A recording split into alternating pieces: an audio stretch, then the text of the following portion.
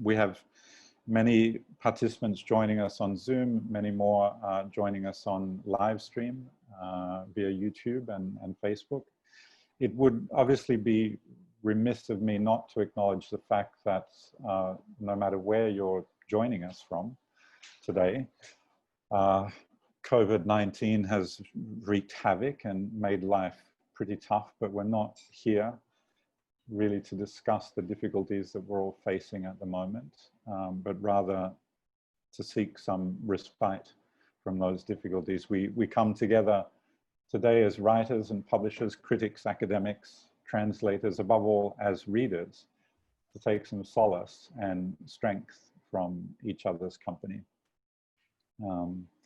It also strikes me that with COVID and lockdown and the recent social unrest and sort of collective soul searching that we've been doing, especially here in the United States, but not only in the United States, all of these things are causing us to question how we do things and to a certain extent who we are professionally and socially in our families when we're alone. We are finding new ways of being, of relating to one another. To a certain degree around the world, we are redefining ourselves as we're trying to figure out who we are as individuals, as industries, and as societies in this new reality. We are searching for new or better defined identities. We're trying to figure out who we are and what we'll be going forward.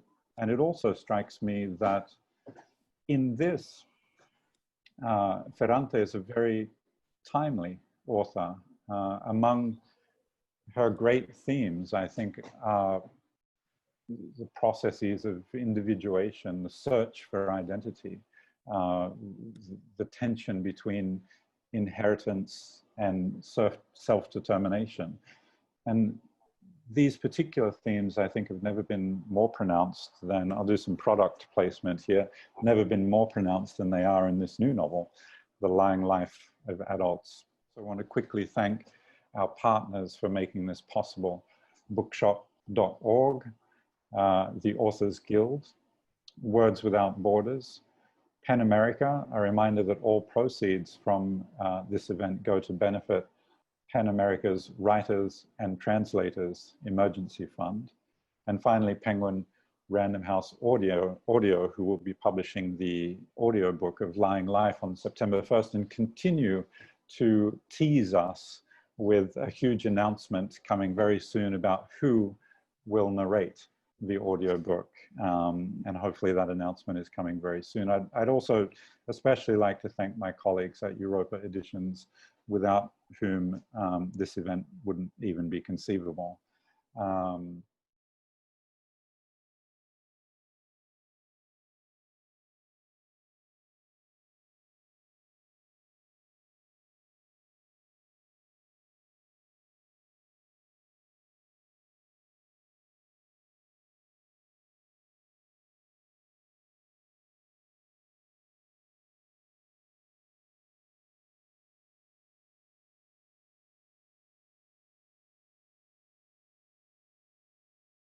So the first novel that we published by Elena Ferrante was Days of Abandonment in 2015.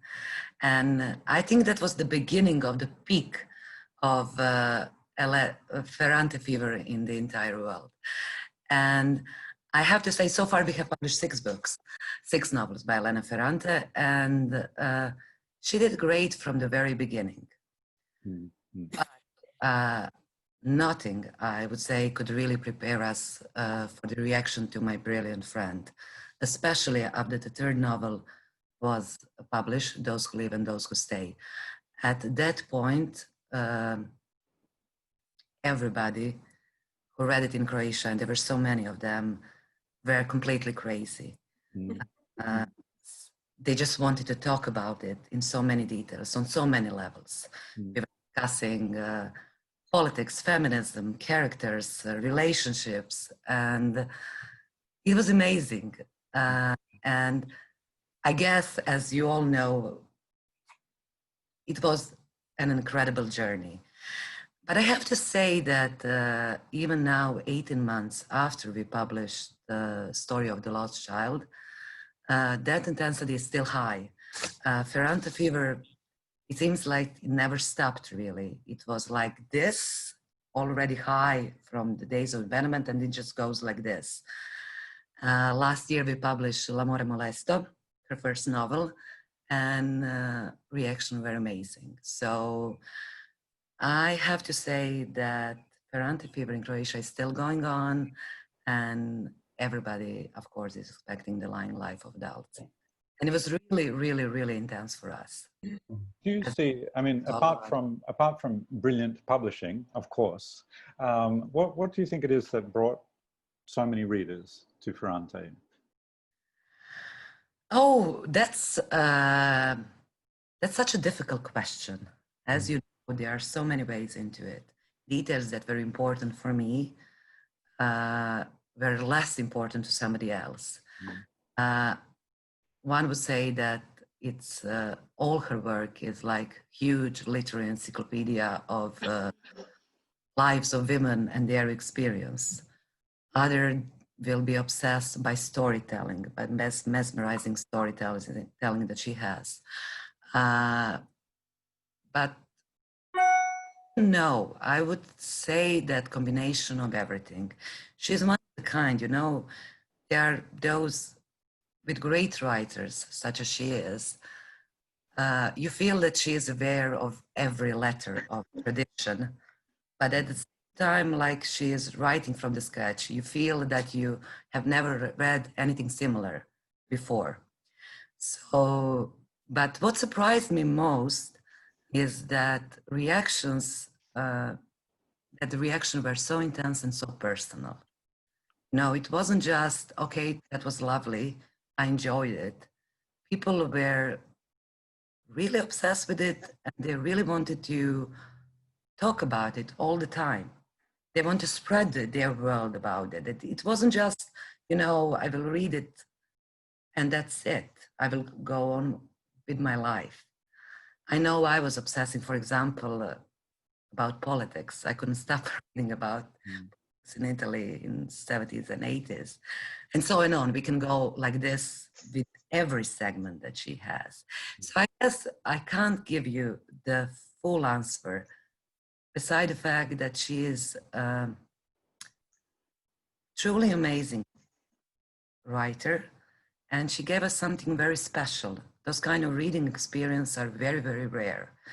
We know them when we were kids, when we were children. We used to, you know, you discover a great book, and then you have that kind of reading experience when you're a young adult, when you're discovering, you know, great authors.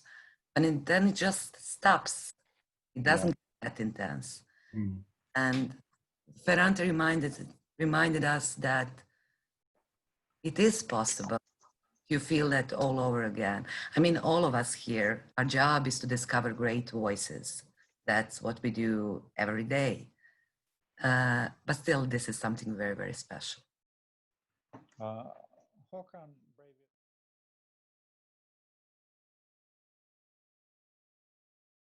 I don't expect you or the audience to be familiar with the new Norwegian language situation. To be short, we have two distinct written varieties of Norwegian, bokmål, book language, and nynorsk, new Norwegian. Everyone can read both varieties, but new Norwegian is the lesser used. The reason for this situation is historical, political, and don't get me started, then I will go on for hours. But to be brief, historically, there has been a lot of prejudice against nynorsk. It's been considered peasant-like, rural, because it's based on the Norwegian dialects. In my opinion, this means the language is more democratic. Today, so this has been the historical situation. Today, the situation is quite changed. There is a lot more acceptance of diversity, and people value differences and also the qualities of new Norwegian being considered a more poetic language, for instance. And in this context, it meant actually a lot, Ferrante being published in new Norwegian. although everyone can read New Norwegian, not everybody actually does or want to. But with Ferrante being published in New Norwegian and in a highly celebrated translation by Kristin Sørsdal, people had to read New Norwegian. And so many people contacted us after reading it saying, I have not read a book in New Norwegian since school, but this was fantastic. I did not realize it was in New Norwegian until I was done. It was so poetic and a brilliant experience. So we were thrilled, of course, by this. But in my opinion, Ferrante's work is actually the perfect match also for New Norwegian, being translated into New Norwegian in Norway.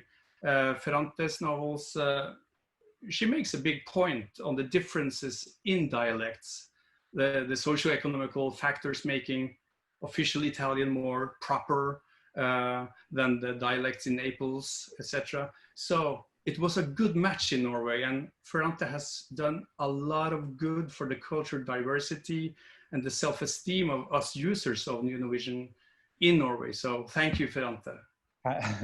Has there been more published in New Norwegian since Ferrante's publication and success? There has always been a strong literary tradition in New Norwegian.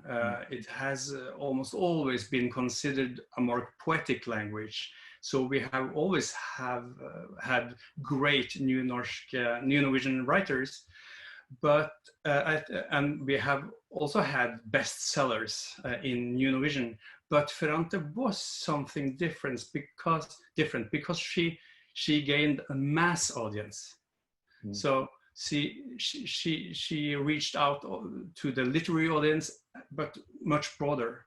So today you can find New Norwegian writers all over on the bestsellers list, and it's a very broad field actually. And I think, I don't know if Ferrante changed the literary field, but she definitely changed the way the women and men in the street considered New Norwegian. THIJS.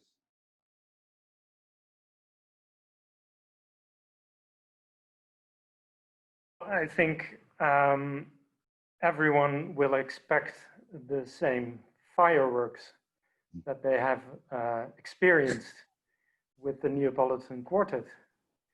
And if you ask me, I think they will be pleased with what they read.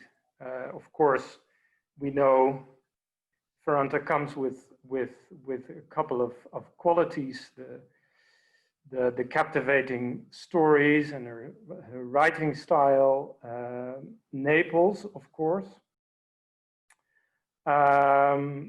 But I think they will be pleased to see this new world she has created for us. So that's what I think that people will expect: hours and hours of reading pleasure. Then some. Is Ferrante so generous, or have you seen an increase in interest in Italian writers, and particularly Italian women writers in the Netherlands since her success? I think there has been, yes. Yeah. I think both female and Italian writers, well, for instance, Ferrante has become a sort of a label of quality. Naples has become this place that we can all refer to by referring to Ferrante, and everyone knows what we're talking about. And I think I have spotted a slight increase in Italian female authors, although I'm not placing any bets on it. Maybe that's just my personal, my personal view, my personal scope, since I've read Ferrante. Yeah. Very nice. Roxana, reading. My first encounter with Ferrante was Days of Abandonment, and I was completely blown up. It was the first novel that was published in Spain of Ferrante. Actually, it was published, the whole trilogy in a whole volume, and I was completely blown up. I thought that I had never read something like that written by a woman. I think that that's the most impressive in Ferrante, the way she talks about feelings and about human feelings in such an unsentimental way. I think that women nowadays from 30 to 70 years old can identify with Ferrante because her female characters are completely different, and now it's of course female empowerment is in the conversation, but it's not just that. It's the way her characters, her female characters, at the same time can fall in love and be very Machiavellic or cerebral. It's the whole irony and intelligence that there are in her novels that I find so appealing. And it's interesting that in Spain and also in Latin America, where she's very popular, she's mostly read by women, but she's very admired by male writers. Male writers are crazy about her, like Jonathan Franzen, but she's mostly read by women. This is very interesting. Mm. Do you find those same qualities that you just mentioned, do you find them to the same degree, to more or less degree in this new novel? I know a lot of people on this call haven't read it yet. We're the lucky few. And we cannot give away any spoilers for sure, but no, I'm not going to how's your response been? I think that she has reached such an extraordinary literary level. I was very impressed by the structure of the novel. This red thread, I'm not going to spoil anything, but there is a bracelet that is like a MacGuffin all through the novel, from the beginning to the very last scene. And I was completely amazed by the way all the story turns around this motif, this bracelet. And I wanted to learn the way she was writing, like when you look at a trick, a magic trick, how does she do it? And it's like a sentimental thriller. You can't stop reading. I mean, you must go on to learn more about the characters. I was impressed by the dialogues, the characters. Giovanna is very special character, but also Vittoria. And in terms of literature, I think she has perhaps go to another level, which seemed impossible, but she did it. Has the response to Ferrante on the part of readers, has it surprised you, either the intensity or the nature of that response? You know, what has been the most sort of surprising thing about how readers have responded to the previous novels? It's very fascinating how books go to one reader to the other, how friends borrow her books. I mean, it's like when you borrow a Ferrante book, you never give it back, you know? It's a kind of vice in a way. I wish all the vices were like this. And it's something very emotional. All the comments and all the reactions are very emotional, but I think this is also because he's such an extraordinary writer that you don't see the trick, you don't see, the style is so fluent that you don't pay attention to the style, and that is because she's a master like Flaubert, I would say. And Ferrante's work. What has engaged readers most fully? Well, as Adriana was saying earlier on, very, very eloquently, there are a lot of things, but I think that it's this need to share the book, as Maria was saying as well. I know of a mother and daughter in particular who split the volumes, they ripped the volumes in half to be able to keep reading at the same time. Yeah, so that's what really captures the readers, the way that Ferrante speaks directly to them they are compelling stories, but it's also as if the writer is reading right into our minds.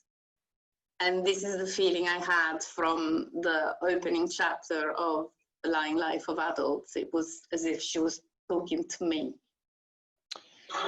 There are a number of booksellers and the critics in the UK who've already had a taste of the new novel, The Lying Life. What are you hearing?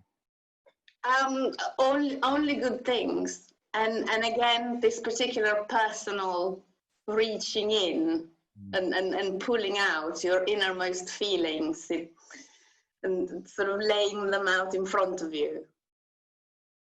That's really what I'm hearing. And again, I think there is this sense among the people who have read it and have told me about it that Elena has surpassed herself with this book. That seems like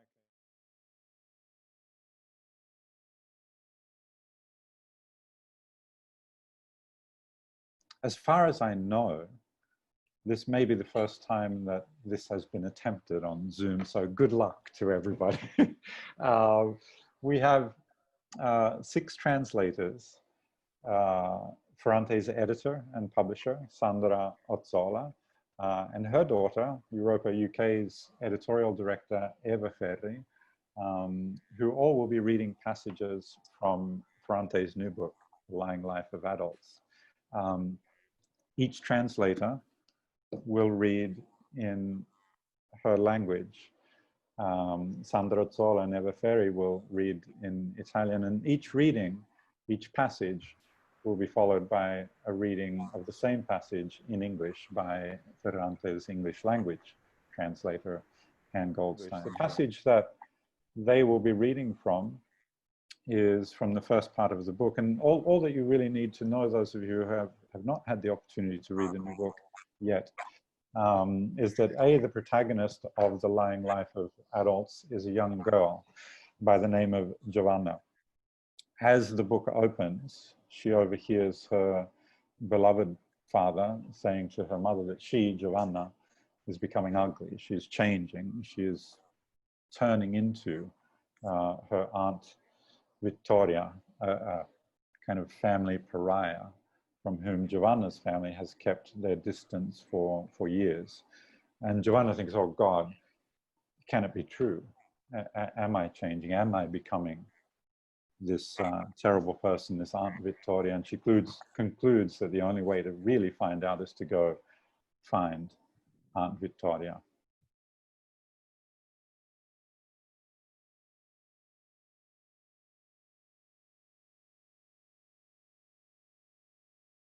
Mi allontanai di qualche passo dal telefono proprio mentre lui entrava, dopo aver sistemato l'ombrello che grondava a pioggia sul pianerottolo, dopo aver strofinato con cura le suole sullo stuoino. Mi salutò, ma a disagio, senza la solita allegria, anzi imprecando contro il maltempo. Solo dopo essersi liberato dell'impermeabile si occupò di me. Che fai? Niente. Mamma lavora. Hai fatto i compiti? Sì. C'è qualcosa che non hai capito e che vuoi che ti spieghi? Quando si fermò accanto al telefono per attivare, secondo un gesto consueto, la segreteria telefonica, mi resi conto che avevo lasciato la rubrica aperta alla lettera T. La vide, ci passò sopra un dito, la chiuse, rinunciò ad ascoltare i messaggi. Sperai che ricorresse a qualche frase scherzosa. Se l'avesse fatto, mi avrebbe rassicurato. Invece mi accarezzò la testa con la punta delle dita e andò da mia madre. Al contrario di come faceva di solito, si chiuse con cura la porta alle spalle. I moved a few steps away from the telephone just as my father came in, after setting the dripping umbrella on the landing, after carefully wiping the soles of his shoes on the mat. He greeted me, but uneasily, without the usual cheerfulness, in fact, cursing the bad weather. Only after taking off his raincoat did he concern himself with me. What are you up to? Nothing. Mama? She's working. Did you do your homework? Yes. Is there anything you didn't understand and want me to explain?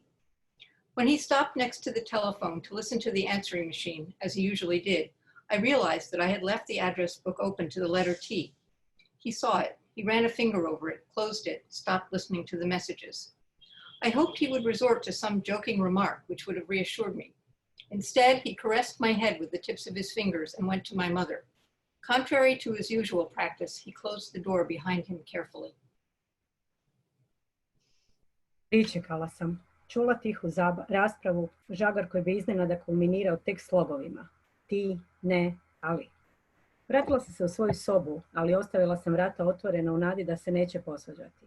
Prošlo je barem 10 minuta. U hodniku su se napokon začuli očevi koraci, ali ne u smjeru moje sobe. Otišao je u svoju gdje je bio još jedan telefon. Čula sam da tiho razgovara, nekoliko nerazgovjetnih riječi i duge stanke. Pomislila sam, ponadala se, da ima ozbiljnih problema s Marijanom i da zacijelo pretresa uobičajene, njemu važne teme, pojmove o kojima sam oduvijek slušala poput politike, vrijednosti, marksizma, krize, države. Kad je razgovor završio, ponovno sam čula da je u hodniku. Ovog je puta došao u moju sobu. Inače se dugo ironično prenemagao prije nego što bi ušao. Slobodno, gdje da se smjestim, smetam li, oprosti. Ali tom prilikom sjeo je na krevet i bez okolišenja svojim najhladnijim glasom rekao: Majka ti je objasnila da nisam mislio ozbiljno. Nisam te htio uvrijediti. Uopće ne sličiš moje sestri. I waited, listening to them discuss in low voices, a hum with sudden peaks of single syllables. You, no, but. I went back to my room, but I left the door open. I hoped they weren't fighting. At least 10 minutes passed. Finally, I heard my father's footsteps again in the hall, but not in the direction of my room. He went to his, where there was another telephone, and I heard him telephoning in a low voice, a few indistinguishable words and long pauses. I thought, I hoped, that he had serious problems with Mariano, that he must be discussing the usual things that were important to him, words I'd heard forever, like politics, value, Marxism, crisis, state. When the phone call ended, I heard him in the hall again, but this time he came to my room. In general, he would go through innumerable ironic formalities before entering. May I come in? Where can I sit? Am I bothering you? Sorry. But on that occasion, he sat down on the bed and without preliminaries said in his coldest voice, Your mother has explained to you that I wasn't serious. I didn't mean to hurt you. You don't resemble my sister in the least. Ik begon meteen te huilen. Ik stamelde. Dat is het niet, papa. Ik weet het. Ik geloof je, maar... Hij leek niet onder de indruk van mijn tranen. Hij onderbrak me en zei... Je hoeft je niet te rechtvaardigen. Het is mijn schuld, niet de jouwe. Ik moet het oplossen. Ik heb net je tante gebeld. Zondag breng ik je naar haar toe, oké? Ik snikte. Als jij het niet wilt, gaan we niet. Natuurlijk wil ik het niet, maar jij wel en dus gaan we. Ik zet je bij haar huis af. Je kunt zo lang blijven als je wilt. Ik blijf buiten in de auto op je wachten. Ik probeerde te kalmeren, onderdrukte mijn tranen. Weet je het zeker? Ja. Even zeiden we niets. Toen deed hij zijn uiterste best om naar me te glimlachen. Hij droogde mijn tranen met zijn vingers. Maar het lukte hem niet om dat ongedwongen te doen. Hij verloor zich in een van zijn lange vurige betogen, afwisselend met harde of zachte stem. Maar, zei hij, onthoud dit goed, Giovanna. Jouw tante doet me graag verdriet. Ik heb op alle mogelijke manieren geprobeerd met haar te praten. Ik heb haar geholpen. Ik heb haar gesteund. Ik heb haar al het geld gegeven dat ik kon missen. Het was zinloos. Ze vatte al mijn woorden op als aanmatigend. Al mijn hulp vond ze een belediging. Ze is trots. Ze is ondankbaar. Ze is wreed. Dus ik waarschuw je. Ze zal proberen me jouw genegenheid te ontnemen. Ze zal je gebruiken om mij te kwetsen. Voor dat doel heeft ze onze ouders al gebruikt. Onze broer en zussen. Onze ooms en tantes en neven en nichten. In mijn familie is er door haar toedoen niemand meer die van me houdt. Je zult zien dat ze zal proberen ook jou in te palmen. En nerveuzer dan ik hem ooit had gezien, zei hij. Die mogelijkheid kan ik niet verdragen. En hij smeekte me echt. Hij vouwde zijn handen en bewoog ze op en neer. Om wel mijn zorgen, mijn ongefundeerde zorgen te verlichten. Maar niet naar haar te luisteren. Om net als Odysseus was in mijn oren te stoppen. Ik omhelsde hem zoals de afgelopen 2 jaar, sinds ik me groot wilde voelen, niet meer was voorgekomen. Heel, heel stevig. Maar tot mijn verbazing, tot mijn ergernis, rook ik op hem een geur die me niet de zijne leek. Een geur waaraan ik niet gewend was. Daardoor kreeg ik een gevoel van vervreemding dat me pijn deed en tegelijkertijd vreemd genoeg vergenoegde. Ik voelde duidelijk dat ik, waar ik tot op dat moment had gehoopt dat zijn bescherming voor goed zou duren, het idee dat hij een vreemde zou worden nu juist wel prettig vond. Ik voelde me euforisch, alsof ik door het eventuele kwaad, dat hij en mijn moeder in hun onderlinge taal Vittoria beweerden te noemen, onverwachts geprikkeld werd. I immediately started crying again. I stammered, "It's not that, Papa, I know, I believe you," but he didn't seem moved by my tears. He interrupted me saying, "You don't have to explain. It's my fault, not yours. It's up to me to fix it. I just telephoned your aunt. Sunday I'll take you to see her, all right?" I sobbed, if you don't want to, let's not go." "Of course I don't want to, but you do, and we'll go. I'll drop you off at her house. You'll stay as long as you want. I'll wait outside in the car." I tried to calm down. I stifled my tears. "You're sure?" "Yes." We were quiet for a moment. Then he made an effort to smile at me. He dried my tears with his fingers, but he couldn't do it unaffectedly. He slid into one of his long, agitated speeches, mixing high and low tones. "Remember this, Giovanna," he said. "Your aunt likes to hurt me. I've tried in every way to reason with her. I helped her. I encouraged her. I gave her as much money as I could. It was useless. She's taken every word of mine as bullying. Every kind of help she has considered a wrong. She's proud. She's ungrateful. She's cruel. So I have to tell you this. She will try to take your affection away from me. She'll use you to wound me. She's already used our parents that way, our brothers and sisters, our aunts and uncles and cousins. Because of her, nobody in our family loves me, and you'll see that she'll try to get you too." That possibility, he said, tense as I had almost never seen him, was intolerable to me. And he begged me. He really begged me. He joined his hands and waved them back and forth to calm my anxieties with no basis, but not to listen to her, put wax in my ears like Odysseus. I hugged him tight as I hadn't in the past 2 years, ever since I'd wanted to feel grown up. But to my surprise, to my annoyance, I smelled on him an odor that didn't seem like his, an odor I wasn't used to. It gave me a sense of estrangement that provoked suffering mixed incongruously with satisfaction. It was clear to me that though until that moment I had hoped that his protection would last forever, now instead I felt pleasure at the idea that he was becoming a stranger. I was euphoric, as if the possibility of evil, what he and my mother in their couple's language claimed to call Vittoria, gave me an unexpected exuberance. Jag sköt ifrån mig de känslorna eftersom jag inte stod ut med det dåliga samvete de gav mig. Räknade dagarna som var kvar på söndag. Mamma var omtänksam och ville hjälpa mig att göra läxorna till måndagen så fort som möjligt. Så att jag skulle kunna koncentrera mig på besöket utan att tänka på dem. Och inte bara det. En eftermiddag tittade hon in på mitt rum i stadskartan. Satte sig bredvid mig och pekade ut via San Giacomo dei Teatri och sedan ruta för ruta hela vägen ända till huset där faste Vittoria bodde. Hon ville få mig att förstå att hon tyckte om mig och att det enda hon och pappa önskade var att jag skulle må bra. Men jag nöjde mig inte med den lilla geografilektionen. Under de följande dagarna ägnade jag mig i smyg åt kartan.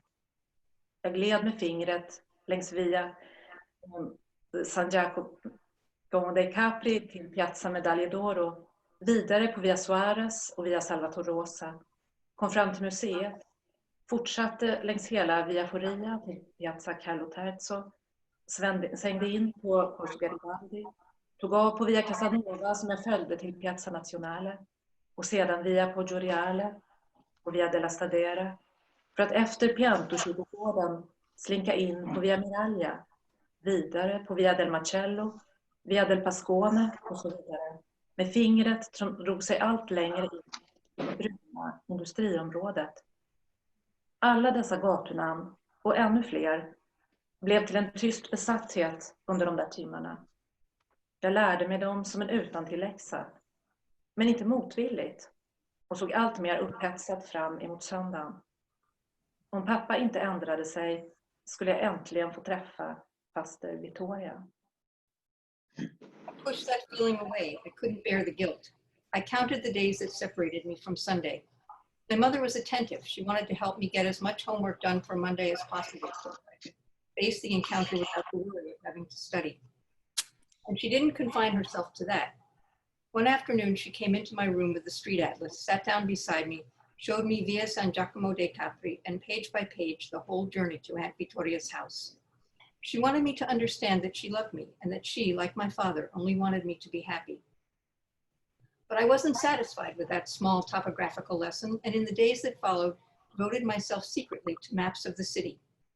I moved with my index finger along San Giacomo dei Capri, reached Piazza Medaglie d'Oro, descended by Via Suarez and Via Salvatore Rosa, reached Museo, traversed all of Via Foria to Piazza Carlo III, turned onto Corso Garibaldi, took Via Casanova, reached Piazza Nazionale, turned it onto Via Poggioreale, then Via della Stadera, and at the Pianto Cemetery slid along Via Miraglia, Via del Macello, Via del Pascone, and so on, with my finger veering into the industrial zone, the color of scorched earth.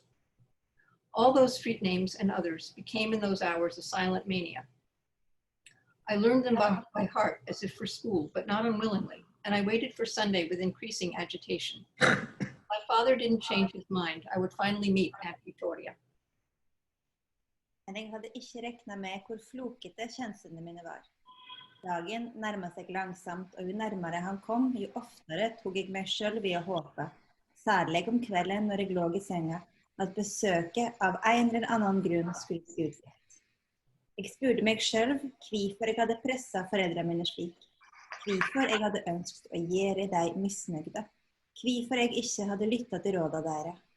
Ettersom alle svarene var diffuse, mistet den fikse ideen min kraft, og jeg syntes spørsmålet om å få møte tante Victoria var både overdrivet og tilfornyttes. Hva hensikt hadde det å vite på førehånd hvordan jeg sannsynligvis kom til å se ut, og hva moral jeg kom til å få? Det ville uansett være umulig å rive det av ansiktet eller ut av brystet. Og kanskje var det heller ikke det jeg ville. Det kom uansett til å være meg, melankolsk og uheldig, ja, men meg. Ønsket om å bli kjent med tanta mi høyde sikkert inn under kategorien for små tester. Når det kom til stykket, var det vel ikke annet enn enda et forsøk på å sette tålmodet til foreldrene mine på prøve, akkurat som de gangene vi var på restaurant med Mariano og Costanza, og jeg, med holdningen til en værsvan kvinne og med sjarmerende små smil, rettet særlig mot Costanza, til slutt bestilte det mor mi hadde oppmodet meg om ikke å bestille fordi det kostet for mye. Jeg blei med andre ord enda mer misnøyd med meg selv. Kanskje hadde jeg gått litt for langt denne gangen. Jeg husker ordet til mor mi da hun snakket om hatet til svigerinna. Jeg tenkte igjen på den bekymrede samtalen far min hadde hatt med meg. Der jeg lå i mørkere, føyde motstanden deres med denne kvinna seg til redselen, som stemma henne i telefonen hadde vekt i meg dette aggressive «Hallo» på brei dialekt. På lørdagskvelden sa jeg derfor til mor mi, jeg har ikke lyst til å dra lenger. Vi fikk så mange oppgaver på skolen i dag som skal være ferdige til mandag. Men hun svarte, nå har vi gjort en avtale. Du aner ikke hvor ille tanta di vil ta det opp om du lar være å gå. Og far din vil få skulda. Da jeg ikke ble overtydd av det, sa hun at jeg allerede hadde laget meg så mange fantasier i hovedet, at om jeg trekte meg nå, kom jeg til å ombestemme meg dagen etter, og da var vi tilbake til start. Hun avsluttet leende. Dra og se hvordan og hvem tante Victoria er. Etterpå vil du gjøre alt for ikke å bli lik henne. But I hadn't recognized the tangle of my feelings. As the days laboriously passed, I surprised myself by hoping, especially at night in bed, that for some reason the visit would be postponed. I began to wonder why I had forced my parents in that way, why I had wanted to make them unhappy, why I hadn't considered their worries important. Since all the answers were vague, the yearning began to diminish, and meeting Aunt Victoria soon seemed to me a request both extravagant and pointless. What use would it be to know in advance the physical and moral form that I would likely assume? I wouldn't be able to get rid of the face or the chest anyway, and maybe I wouldn't even want to. I would still be me, a melancholy me, an unfortunate me, but me. That wish to know my aunt should probably be inserted into the category of small challenges. In the end, wasn't it ultimately just another way to test my parents' patience? As I did when we went to a restaurant with Mariano and Costanza, and I always ended up ordering, with the attitude of an experienced woman and charming little smiles addressed mainly to Costanza, what my mother had advised me not to order because it cost too much. I then became even more unhappy with myself. Maybe this time I had overdone it. The words my mother had used when she told me about her sister-in-law's hatreds returned to mind. I thought again of my father's worried speech. In the dark, their aversion for that woman was added to the fear instilled by her voice on the telephone, that fierce hello with its dialectal cadence. So Saturday night, I said to my mother, I don't feel like going anymore. This morning I got a lot of homework for Monday. But she answered, now the appointment is set. You don't know how angry your aunt will be if you don't go. She'd blame your father. And since I wasn't convinced, she said that I had already fantasized too much. And even if I backed off now, the next day I would have second thoughts and we'd be right where we started. She concluded with a smile, go and see what and who Aunt Vittoria is, so you'll do all you can not to be like her. Al cabo de una semana de lluvia, el domingo amaneció soleado con un cielo azul salpicado de alguna rara nubecita blanca. Mi padre se esforzó por retomar nuestra relación alegre de siempre, pero en cuanto arrancó el coche, enmudeció. Odiaba la carretera de circunvalación. Salió en cuanto pudo. Dijo que prefería las viejas calles, y a medida que nos fuimos internando en otra ciudad constituida por filas de sórdidos edificios de paredes desteñidas, por naves industriales, barracas y tinglados, por mugrientos socavones verdes con desechos de todo tipo, por profundos agujeros llenos de lluvia reciente, por aquel aire que olía a podrido, se puso cada vez más sombrío. Al parecer, decidió entonces que no podía dejarme sumida en el silencio como si se hubiese olvidado de mí, y, por primera vez, habló de sus orígenes. Yo nací y me crié en esta zona, dijo con un gesto amplio que al otro lado del parabrisas abarcó paredes de toba, edificios grises, amarillos y rosados, avenidas desoladas incluso en día festivo. Por no tener, mi familia no tenía ni lágrimas para llorar. Después se adentró en una zona aún más sórdida, paró el coche, suspiró molesto, me señaló un edificio color ladrillo al que le faltaban grandes trozos de revoque. Aquí vivía yo, dijo, y aquí vive todavía la tía Victoria. El portón es ese de ahí. Ve, te espero. Lo miré asustadísima. Él lo notó. ¿Qué pasa? No te vayas. No me muevo de aquí. ¿Y si ella me entretiene? Cuando te hayas cansado, le dices, ahora tengo que irme. Y si no me deja, voy yo a buscarte. No, no te muevas de aquí. Vendré yo. De acuerdo. After days of rain, Sunday was beautiful with a blue sky and occasional little white clouds. My father made an effort to return to our usual lighthearted relationship, but when he started the car, he became silent. He hated the ring road and got off it quickly. He said he preferred the old streets, and as we made our way into another city, made up of rows of small, bleak apartment buildings, faded walls, industrial warehouses and sheds, gashes of green overflowing with garbage of every sort, deep puddles filled by the recent rain, putrid air, he became increasingly somber. But then he seemed to decide that he couldn't leave me in silence, as if he had forgotten about me, and for the first time mentioned his origins. I was born and grew up in this neighborhood here, he said with a broad gesture that embraced beyond the windshield walls of tufa, gray, yellow, and pink apartment buildings. My family was poor. We didn't even have 2 cents to rub together. Then he drove into an even bleaker neighborhood, stopped, sighed with irritation, pointed to a brick building whose facade was missing large patches of plaster. Here's where I lived, he said, and where Aunt Vittoria still lives. I looked at him, frightened. He noticed. What's wrong? Don't go. I won't move. What if she keeps me? When you're tired, you'll say I have to go now. What if she doesn't let me go? I'll come and get you. No, don't. I'll come. All right. I got out of the car, went through the entrance. There was a strong odor of garbage mixed with the aroma of Sunday sauces. I didn't see an elevator. I climbed up uneven, broken steps, beside walls showing broad white wounds, one so deep it seemed like a hole dug out to hide something.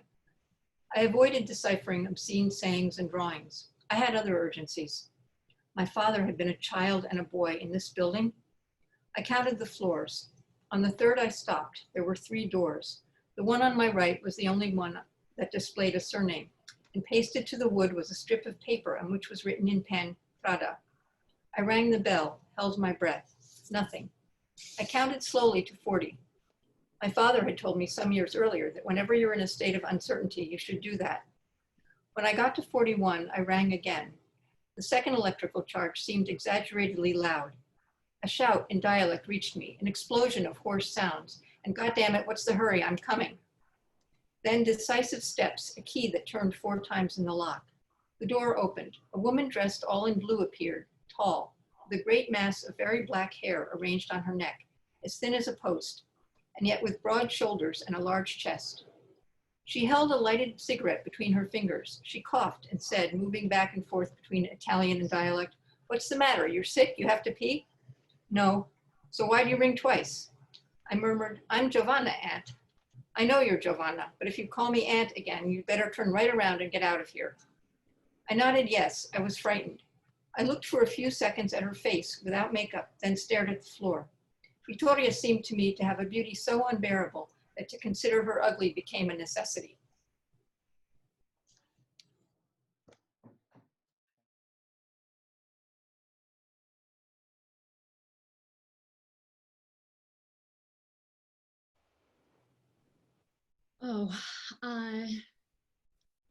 So for me, what was extraordinary about those 2 books, about the quartet, sorry, was the way in which it captured so beautifully what it's like to have a deeply intellectual, prickly, jealous, and energizing relationship with a person that you deeply respect.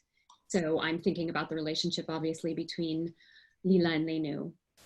And for me, what was astonishing about those novels was the way in which it showed how utterly essential another person's mind can be to the formation of your own. And Michael, what you said when we started about how much these novels are about the process of individuation and how we locate ourselves as part of, as an individual in relationship to others, in relationship to a community. I don't think I have read another set of novels that brings such a fine-grained approach to thinking about how it is that we differentiate who we are and how who we are is utterly inextricable from the people around us, the people who matter to us. These are not the only books to address that subject. What did they do that was different? So for me, what they do that's incredibly different, that I think this novel also does quite well, is they give us a narrator who's not always reliable, who's not always trustworthy, who is telling a story in retrospect in which she has a certain set of incentives, a certain set of motivations.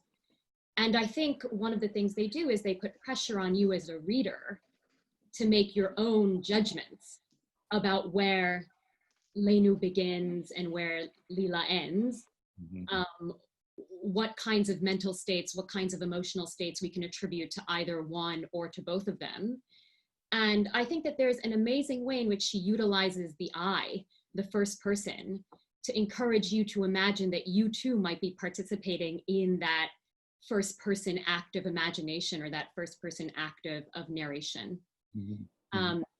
And there's a wonderful moment, or the wonderful beginning of The Lying Life of Adults actually begins with a meditation on that I, right? So she thinks the I that speaks from within fiction is always slipping away from me, is elusive. And I think that understanding that many of us write in order to pursue some better sense of self, some stability or coherence of self that will always continue to elude us even as we try to fix it. That's what, to me, the novels get at so beautifully and so agonizingly. Roxana Robinson, back in 2014, in the New York Times, you wrote a very arresting start to a piece on Ferrante, and where you said Elena Ferrante is one of the great novelists of our time. Has your assessment changed or evolved since then?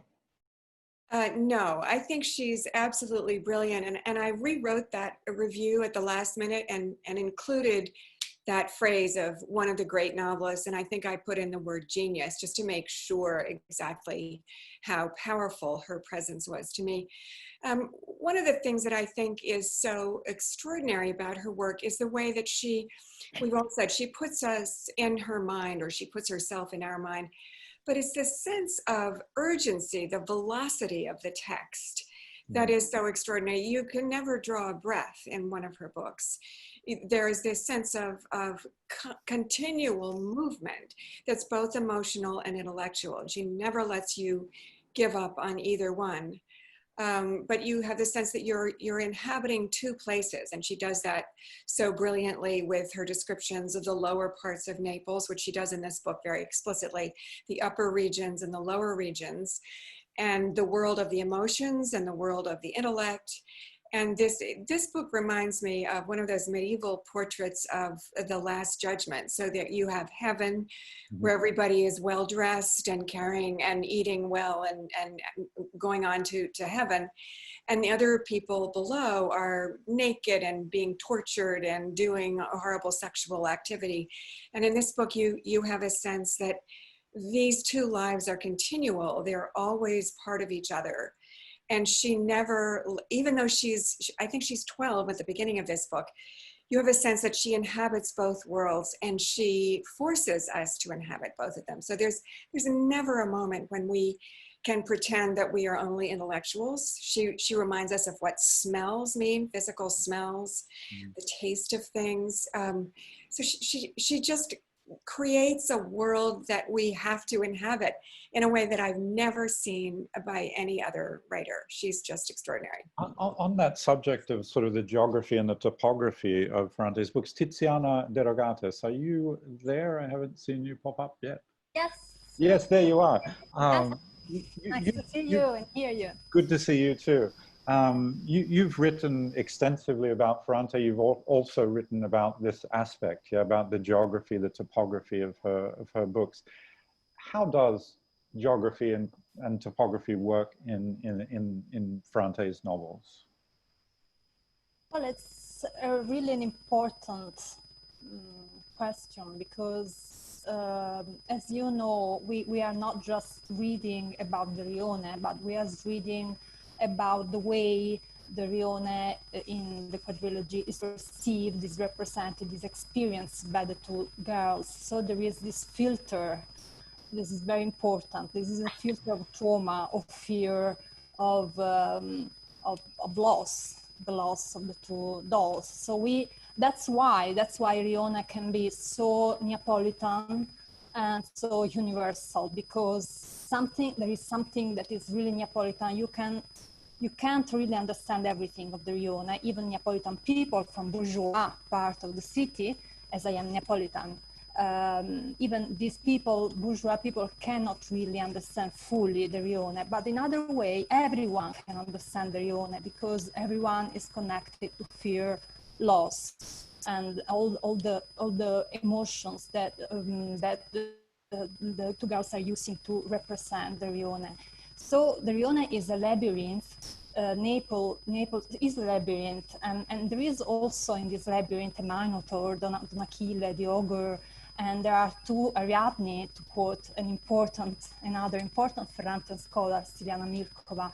So it's really an incredible topography that is at the same time real, objective. Everything is like Ferrante is depicting, is in Naples in that way, but at the same time is not. It's lyrical, it's symbolical, it's full of objection that comes from the perception of the two girls, and you can find the same technique, but in different way also in the life of adults, because you will find another labyrinth there, a labyrinth that is connected to the high part of the city. The city is divided into high bourgeois part, Vomero, and the low one, Pascone, the district from the father, is the low one. So this is another kind of topography. It's a little bit much more, if possible, enigmatic and mysterious, because in the life of adult is much more intertwine the connection between verisimilitude and true. And it's in the very title, The Lying Life of Adult, where is the lie, where is the true, is the big job of readers in this novel, and it's very exciting. And so where is the true? Is true the Pascone? But then we will see that from Pascone comes people that are not really true, that are not really authentic. So whereas Vomero, and for people like me that are from the center of the city, it symbolized the real bourgeois part of the city, something that we really don't like, we that are from the center, you know. So this connection, this mixture, this intertwining bond between verisimilitude and true, lie and true, is very interesting, because to connect to what was saying Roxana Robinson, this is why that was very interesting to me. This is why Ferrante can create an authentic artifice, no? Because she's very deep into the law of fiction. She is master of fiction, but she can be true because she is lying. I mean, she in the etymological Latin meaning of fiction, she's imagining another world, but it's so in the law of this play is so high, is so polite, is so elaborate, that we feel this fiction is true, is authentic, and this is the powerful new realism of Ferrante. Thank you. Roxana, I'm going to go back to you for just a second. The line that I quoted earlier from your review, the greatest, one of the great novelists of our time, I want to ask about the second part of that quote, of our time. To what degree do you think Ferrante is a novelist of our time? I alluded to the possibility earlier that some of her great themes are very timely for us at the moment, questions of identity and selfhood and individuation. To what degree does she feel classic? To what degree does she feel very contemporary to you? It's so interesting that she writes about a time period of the 1950s, so, and the early 60s, I guess, in the beginning. So it's a time when everybody at that age is no longer that age. So it's in some sense, it's a historical novel. But I think that what Ferrante is doing, and what we've seen with Ferrante Fever, is that she is sort of the first person to have written the book Every Man, but it's Every Woman. So it's the first book that every woman can read and find herself, find a part of her own story, told in a way it's never been told before. It allows women to enter into the world of literature and fiction in a way that is so passionate and so engaging and so important. I mean, one of the things that I wrote about in that review was that the thing that interested me is that she talks about not only what is it like to be a woman in terms of emotion, but what is it like to be a woman who is always called the weaker sex, the gentler sex. And that's because women have been beaten and abused by men since Adam. So she raises this subject in a way that I've never seen raised before. And she writes about it in the context of criminality in Naples. So that's another world that she has brought that I've never read about a woman's version of that. In America, we have a kind of celebration of a vulgar version of the mafia. We have Goodfellas, we have movies about how charming they are. But what Ferrante does is to say that criminal behavior and brutality damages the most fundamental building block of society, which is the family, which is women and children who are damaged by it. And this is a revelation that has not been treated this way by a woman. And as I say, every woman who has not been beaten or abused or been part of a criminal life understands that this is what the life of a woman is like. So she, for me, she really is just what I said. She's a great novelist of our time. She's introducing something that I have never seen before. Rhiannon, hi. Hi. Hi. I'm going to quote you. You wrote in a piece about the adaptation, the TV adaptation of My Brilliant Friend, that how revolutionary it still feels to see female friendship explored on screen in this way. What makes it so revolutionary? Was it different than seeing that same friendship portrayed in the books? Is there something more revolutionary about it being portrayed on the small screen? I wouldn't necessarily say so. I think what I found so revolutionary about it, both in the books and in the TV adaptation, and I think, you know, part of the reason the TV adaptation is so brilliant is because the books are so vivid themselves. I mean, in a way, it's a television adapter's dream, because the world that she's created is so vivid and so intimate that it was almost as though it had beamed from my own head while I'd been reading the book. It was, you know, almost like a kind of telepathy. It was incredible. So I wouldn't kind of say that it was more revolutionary, more that it carried the revolutionary spirit into a different medium. In terms of why female friendship is revolutionary in its depiction still, I think we're not used to seeing female friendships depicted from childhood, for a start. You know, often we see relationships between women when they're in their college years or as they get older. This is a friendship that's traced throughout the lives of these women, and it's something that we all have experience of, even if we're not still in touch with those friendships that we make when we're young. You know, in terms of psychology, they think that our memories from that time are more vivid. And there's a kind of vividness to that friendship that I think it's almost like reading about a secret that's being revealed. You know, there's so much secrecy in female friendship. So much of it takes place autonomously from the world of men.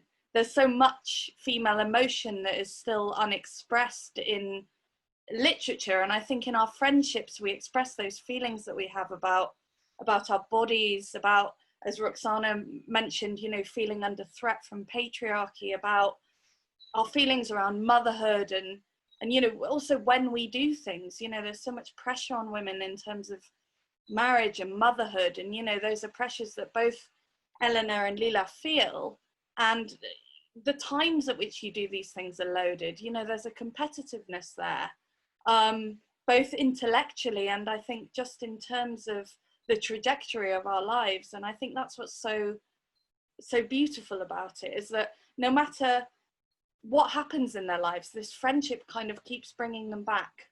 And I haven't seen it depicted quite that way before in any other medium. I'm going to pick up that thread a little bit, and Merve, come back to you with a quote from a piece that you wrote, or a quote from your book, the Ferrante letters. You write there, to read her novels is to feel that one is drawing on a reservoir of shared emotion, rage, disgust, pity, indignation, tenderness, to which one has somehow secretly contributed. How do you think, I mean, stylistically, technically is the right word, how does Ferrante achieve that sense of shared emotion and shared experience with her readers? How does that happen technically, do you surmise? So I think the word I would use is actually a word that's in Ann's translation of The Lying Life of Adults, which is estrangement. It's a word that repeats in that translation. And the way that I understand estrangement is also how I understand Ferrante's technique, which is taking something, whether it's an object or a relationship or an experience that is very, very familiar to many people, and giving it a kind of intense, almost unreal, shimmering quality to it.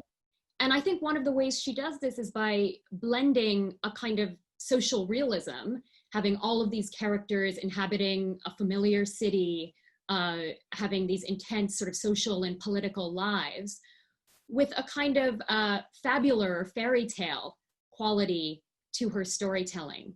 And I can't remember who it was that previously mentioned the bracelet that you have in The Lying Life of Adults, but one way she does it is by finding these almost totemic objects like the bracelet or the doll, and allowing those to weave in and out of people's lives, in and out of their private lives, their personal lives, their political and social lives, so that they seem like they've come from some other world.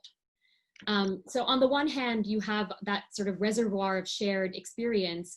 On the other hand, you have it supercharged with a kind of magic.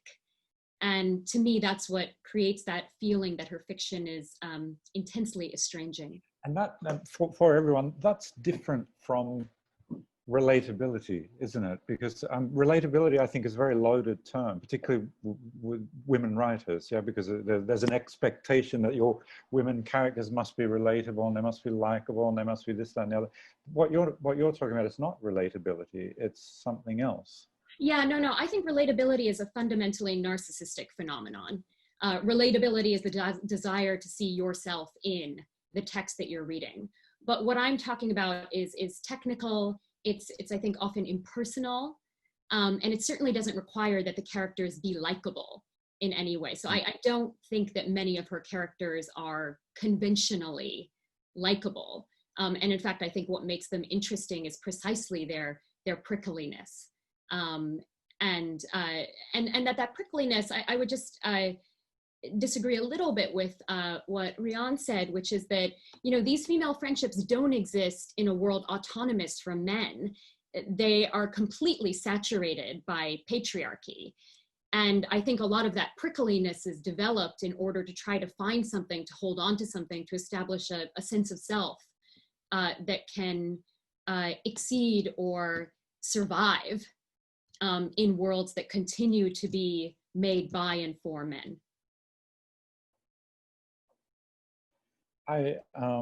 If somebody asked you, we're getting towards the end of our time here. If somebody asked you, well, somebody is asking you. I am. You can just ask me. Yeah, that's right. This is for each of you. Now, one of the great subjects of Elena Ferrante is the female condition. What is the one thing that Ferrante has contributed to the conversation around? What has she told us about the female condition? Well, from my perspective, that is also a Mediterranean one, it's very important, the position, the site from which Ferrante is talking, and we can talk and can discuss with her, because she's talking from a South perspective, but this South perspective is inside the West civilized world. So it's a sort of borderline of liminal place where you can have a rione full of violence, but at the same time is the first frontier of computer science center basic site in the quadrilogy.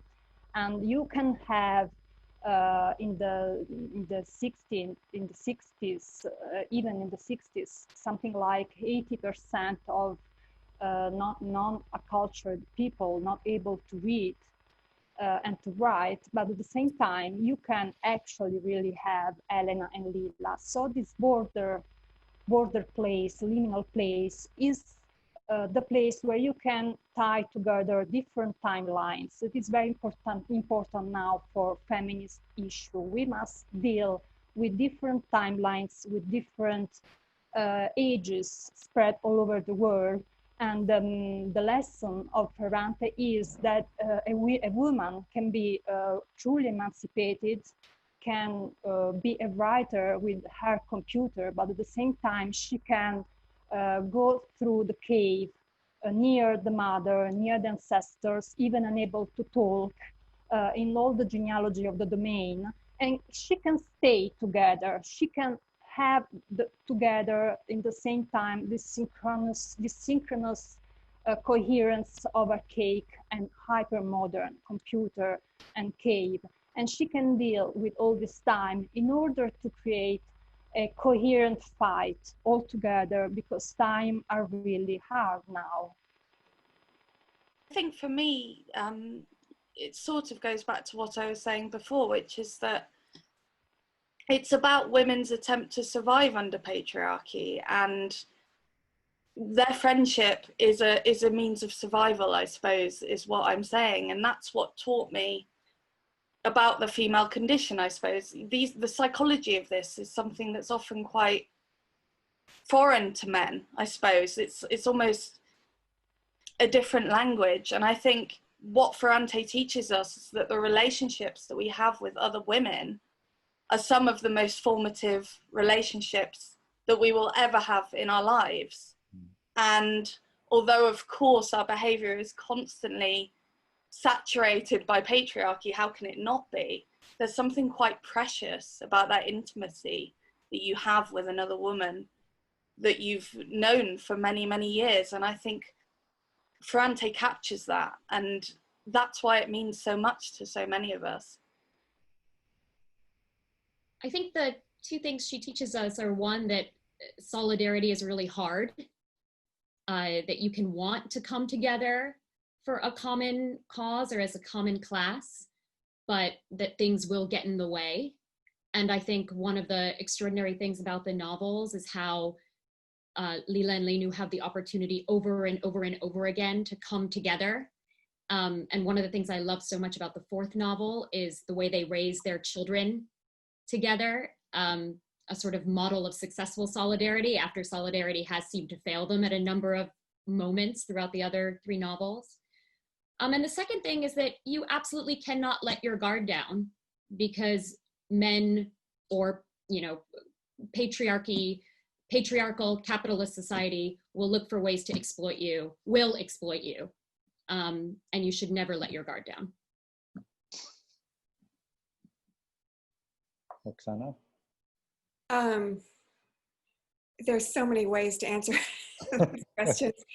I mean, I know everyone talks about the friendship between Lila and Lenu, and the television series makes the experience different for me. But when I read those books, partly because of their names, and she does that in this new book too, the names of the characters are similar enough so that it was difficult for me to remember which name applied to which character.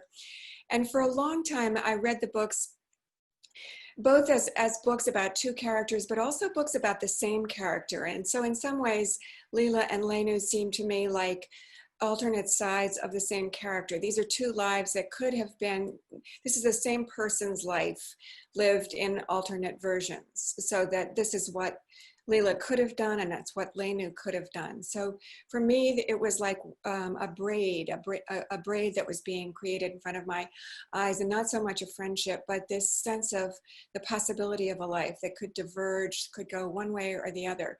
And that I found that fascinating as a sort of an alternate reading to the friendship.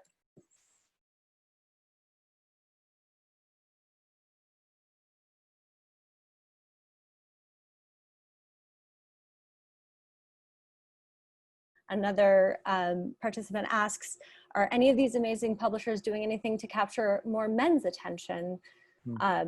It's beautiful, but also sad how dominant women are as fans. I think there is a bit of prejudice on understanding that since it's a relationship between two women, it's something that only women can understand and love. And so male writers who they are more can discover the brilliance of Ferrante's story.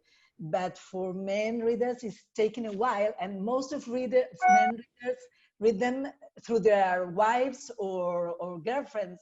And I think it's also a wonderful way to discover Ferrante. I have to tell you. Yes. It would be my huge wish that more men read her novels. And I think that I know quite a lot of men that actually love and read Elena Ferrante, and that she's very important to them. So I know she's considered to be a women's writer, let's call it that way, but we actually tried while we were promoting her in Croatia to kind of make a balance, to engage as many men as possible. And they were quite open doing that.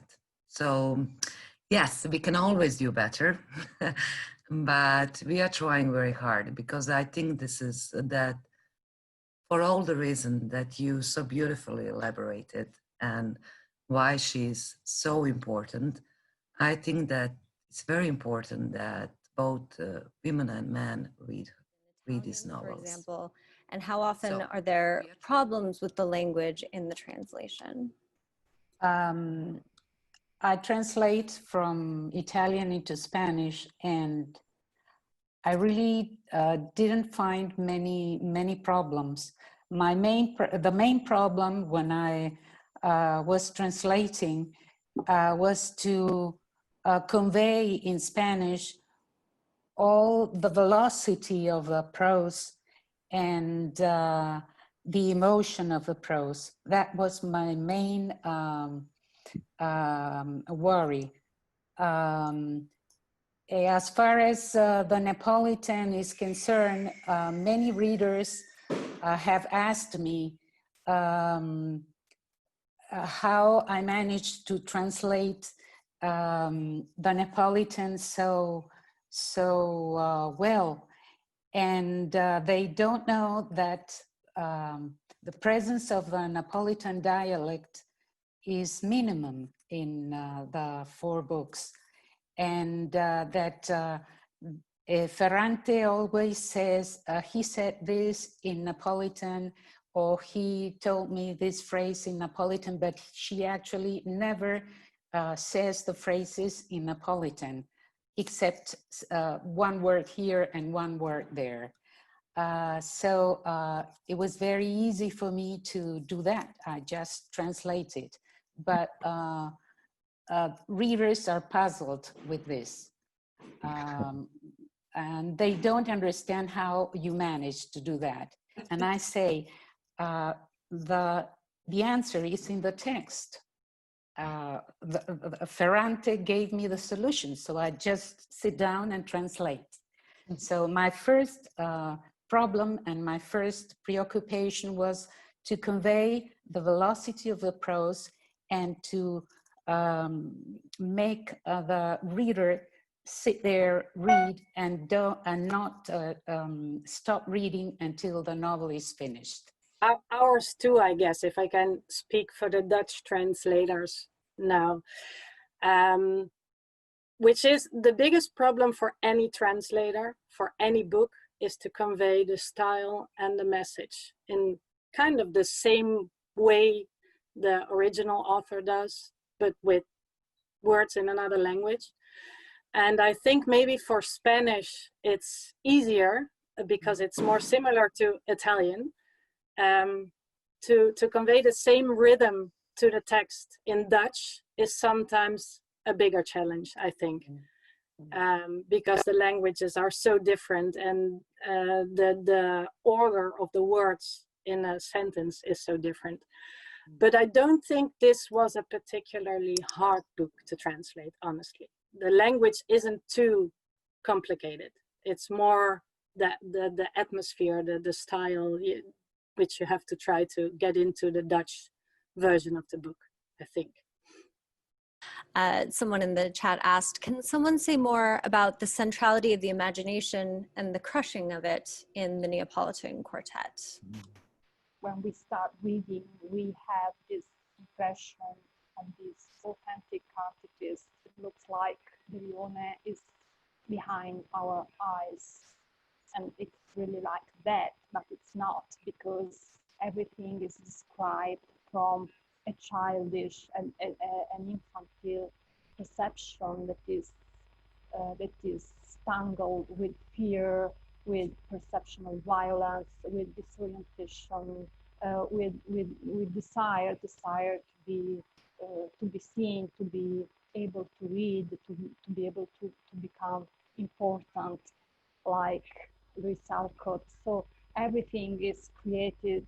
The great device is to see the Rhiannon from that perspective, but at the same time to create the illusion of this transparency of realism. Everything we feel is from the perspective